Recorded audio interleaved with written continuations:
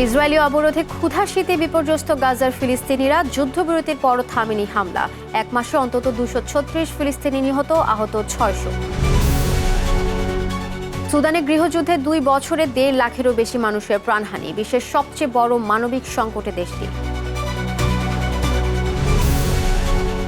নাইজেরিয়ায় সামরিক অভিযান চালানোর হুমকি ট্রাম্পের, মার্কিন সাহায্য বন্ধের হুঁশিয়ারি, ধর্ম পালনের স্বাধীনতা সুরক্ষায় প্রতিশ্রুতিবদ্ধ দেশটি। এবং আফগানিস্তানে ভূমিকম্পে নিহত কমপক্ষে 7 জন, আহত 1.5 শতাধিক। ভারতে সড়ক দুর্ঘটনায় 15 জনের মৃত্যু।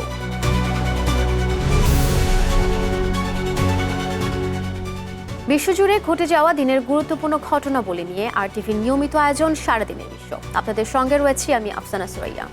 ক্ষুধা আর শীতের যন্ত্রণায় বিপর্যস্ত ফিলিস্তিনিরা। যুদ্ধবিরতির পরেও গাজায় থামেনি ইসরায়েলি আগ্রাসন। রবিবারও নিহত হয়েছে আরও 1 ফিলিস্তিনি। এ নিয়ে এক মাসে নিহত হয়েছে অন্তত 236 ফিলিস্তিনি, আহত আরও 600 জন।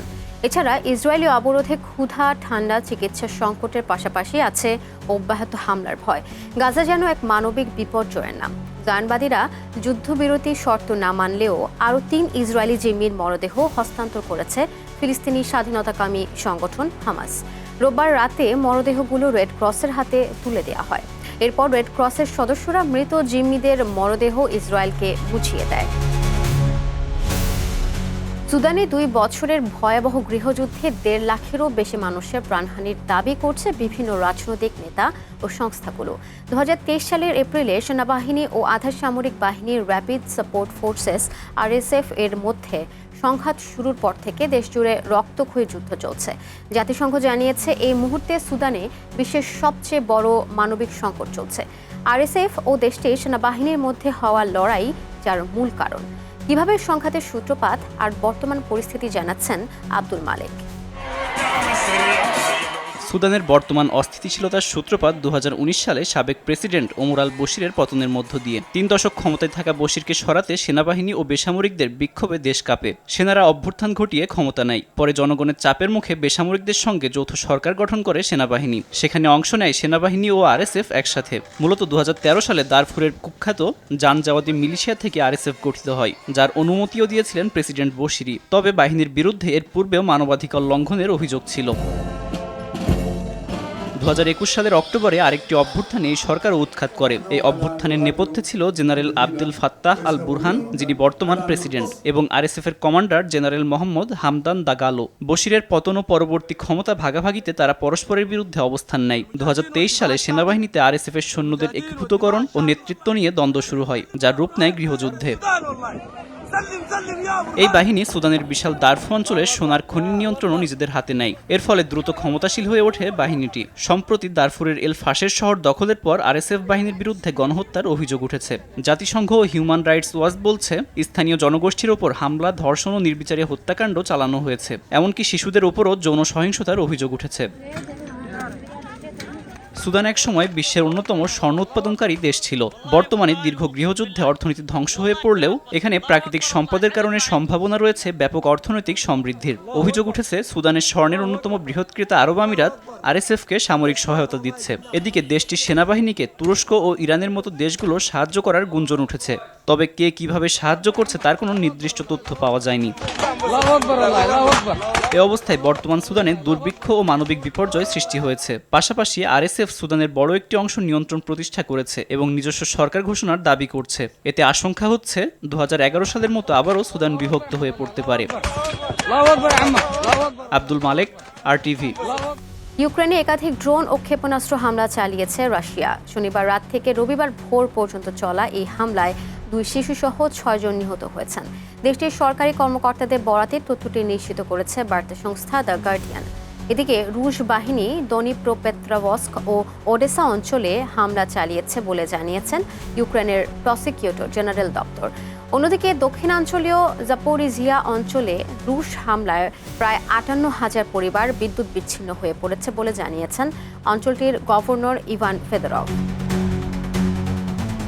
নাইজেরিয়ায় সামরিক অভিযান চালানোর হুমকি দিয়েছেন মার্কিন প্রেসিডেন্ট ডোনাল্ড ট্রাম্প। শনিবার দেয়া পোস্টে ট্রাম্প বলেন, নাইজেরিয়ায় অবস্থানরত খ্রিস্টানদের ওপর হামলা চলতে থাকলে দেশটিতে নির্মম হামলা চালানো হতে পারে।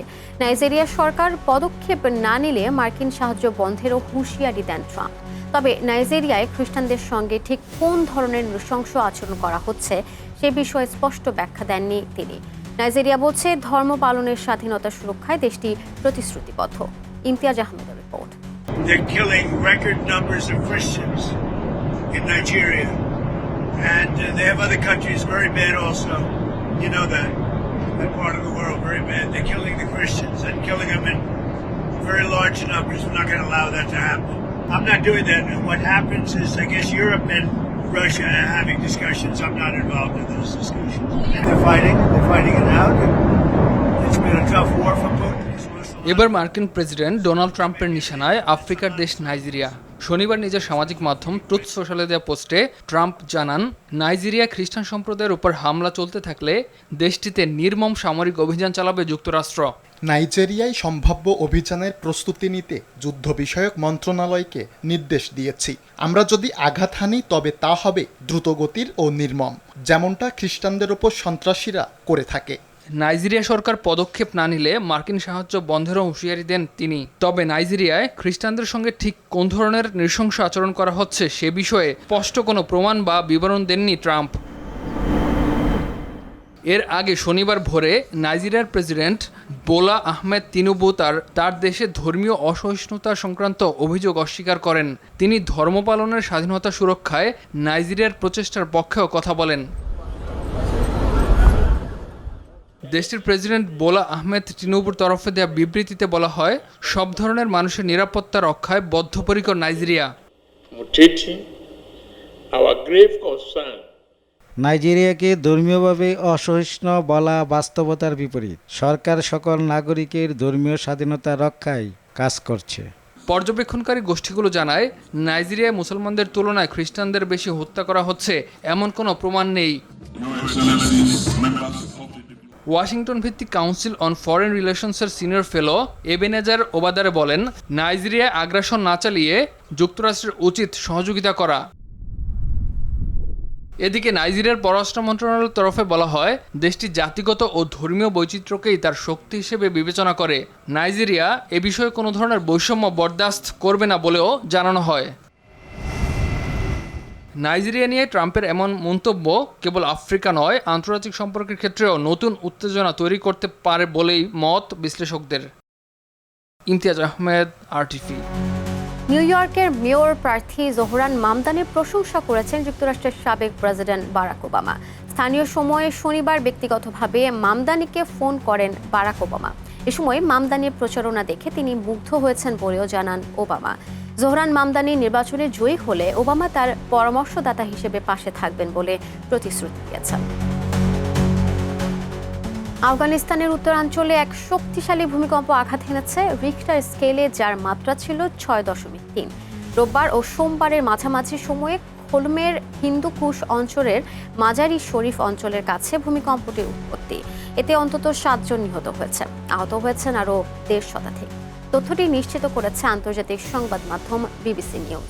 এদিকে সাধারণ মানুষের তাৎক্ষণিক সহায়তার জন্য একটি জরুরি ফোন নম্বর প্রকাশ করে দেশটির সরকার। অন্যদিকে মাত্র 2 মাস আগে শক্তিশালী ভূমিকম্পে আফগানিস্তানের পূর্বাঞ্চলে কয়েক হাজার মানুষের মৃত্যু হয়।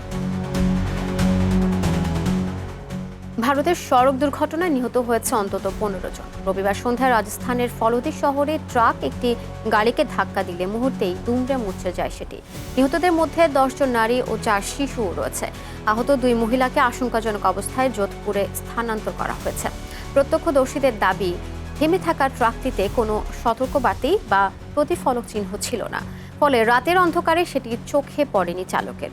স্থানীয় মানুষ ও মানবাধিকার কর্মীদের অভিযোগ, দুর্বল আলোকসজ্জা, নিয়ন্ত্রণহীন ভারী যানবাহন ও প্রশাসনিক গাফিলতির কারণেই ঘটেছে এই দুর্ঘটনা। দুর্ঘটনার পরে ঘটনাস্থলে পৌঁছায় পুলিশ ও দমকল বাহিনী। সরকারি তথ্য বলছে, সড়ক দুর্ঘটনা রাজস্থান ভারতের শীর্ষ 5 রাজ্যের মধ্যে একটি। নিহতদের পরিবারের জন্য 2 লাখ এবং আহতদের জন্য 50,000 রুপি অনুদান ঘোষণা করেছেন প্রধানমন্ত্রী নরেন্দ্র মোদী। मातोड़ा में एक दुखद सड़क दुर्घटना हुई है जिसमें 15 लोगों की दुखद मृत्यु हो गई है। ग्रीन कॉरिडोर बना करके 2 लोगों को यहाँ जोधपुर हॉस्पिटल लाया गया है जिनका इलाज चल रहा है, जिनके वाइटल्स नॉर्मल है, और जैसी भी परिस्थिति होती है आपको ब्रीफ किया जाएगा। কিছুদিন আগে সোশ্যাল মিডিয়ায় ভারতের দুর্বল পাসপোর্ট নিয়ে ক্ষোভ প্রকাশ করা এক ভারতীয় ভ্রমণ ইনফ্লুয়েন্সারের ভিডিও ভাইরাল হয়েছিল। তিনি বলেছিলেন, প্রতিবেশী দেশ যেমন ভুটান এবং শ্রীলঙ্কা ভারতীয় পর্যটকদের বেশি স্বাগত জানালেও পশ্চিমা এবং ইউরোপীয় দেশগুলোর ভিসা পেতে এখনও অনেক বাধা। এই ভিডিওর ক্ষোভের প্রতিফলন দেখা গেল সর্বশেষ হেনলি পাসপোর্ট ইন্ডেক্স 2025-এ, যেখানে ভারত 85তম অবস্থানে রয়েছে। বিস্তারিত আরাফাত ইয়াসারের রিপোর্টে। চলতি বছর ভারতের পাসপোর্ট নিয়ে নানা আলোচনা চলছে। ভারতের ভ্রমণকারীরা এখনও অনেক পশ্চিমা দেশ ভ্রমণে ভিসা পাওয়ার ক্ষেত্রে নানা প্রতিবন্ধকতার মুখোমুখি হচ্ছেন। সর্বশেষ হেনলি পাসপোর্ট ইন্ডেক্স 2025-এর তালিকায় ভারতের অবস্থান 81তম, যা গত বছরের তুলনায় 5 ধাপ নিচে। প্রতিবেদন অনুযায়ী ভারতের অবস্থান এখন রুয়ান্ডা, ঘানা এবং আজারবাইজানের মতো ছোট অর্থনীতির দেশগুলোর চেয়েও নিচে। বিশ্বব্যাপী ভিসামুক্ত গন্তব্যের সংখ্যা বাড়ছে, তবে ভারত সেই গতিতে উন্নতি করতে পারছে না। 2015 সালে ভারতের ভিসামুক্ত গন্তব্য ছিল 52টি। 2025 সালে তা বেড়ে 59টি হলেও র্যাঙ্কিংয়ের অবস্থান একই রয়ে গেছে। বিশেষজ্ঞরা বলছেন, এর প্রধান কারণ হলো বৈশ্বিক ভ্রমণ প্রতিযোগিতা এবং দেশগুলোর মধ্যে দ্রুত ভ্রমণ অংশীদারিত্ব বাড়ানো। এদিকে চীন গত এক দশকে ভিসামুক্ত গন্তব্যের সংখ্যা বাড়িয়ে 85টি করেছে, যার ফলে তাদের র্যাঙ্কিং 94তম থেকে 58-এ উন্নীত হয়েছে। একদিকে চীন তাদের পাসপোর্টের শক্তি বাড়িয়েছে, অন্যদিকে ভারতের পাসপোর্ট প্রায় একই জায়গায় আটকে আছে। এই বিষয়ে ভারতের সাবেক রাষ্ট্রদূত অচল মালহোত্রা বলেন, পাসপোর্টের শক্তি কেবল ভিসা সুবিধার ওপর নয়, বরং দেশের অর্থনৈতিক এবং রাজনৈতিক স্থিতিশীলতার উপরও নির্ভরশীল। তিনি উল্লেখ করেন, 1970-এর দশকে ভারতীয়রা অনেক পশ্চিমী ও ইউরোপীয় দেশে ভিসামুক্ত ভ্রমণ করতেন, তবে 1980-র দশকে খালিস্তান আন্দোলন ও রাজনৈতিক অস্থিরতার কারণে ভারতের আন্তর্জাতিক ভাবমূর্তি কিছুটা ক্ষুণ্ণ হয়েছে। মালহোত্রা আরও বলেন, ভারতের অভিবাসী স্রোত দেশটির ভাবমূর্তিকে ক্ষতিগ্রস্ত করছে। বহু ভারতীয়রা বিদেশে ভিসার মেয়াদ শেষ হওয়ার পরও সেখানে অবস্থান করে, যা বিদেশি দেশগুলোতে ভারতীয়দের প্রতি সন্দেহ তৈরি করছে।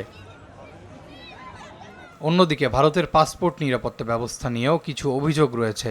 2024 সালে দিল্লি পুলিশ পাসপোর্ট জালিয়াতির অভিযোগে 203 জনকে গ্রেফতার করেছে। তবে আশার কথা হলো, ভারতের সম্প্রতি চালু করা ই-পাসপোর্ট নিরাপত্তা এবং অভিবাসন প্রক্রিয়া সহজ করতে সাহায্য করতে পারে। মালহোত্রা মনে করেন, ভারতের বৈশ্বিক গতিশীলতা বাড়াতে আরও কূটনৈতিক যোগাযোগ এবং ভ্রমণ চুক্তি করার প্রয়োজন রয়েছে। এটি শুধুমাত্র পাসপোর্টের শক্তি বাড়াবে না, একই সঙ্গে ভারতের আন্তর্জাতিক প্রভাবও বাড়াতে সাহায্য করবে। আরাফাত ইয়াসার, RTV। দর্শক, এরই সাথে শেষ করছি সারাদিনের বিশ্ব। RTVর সাথেই সংযুক্ত থাকুন, মতামত জানান RTV সামাজিক যোগাযোগ মাধ্যমগুলোতে।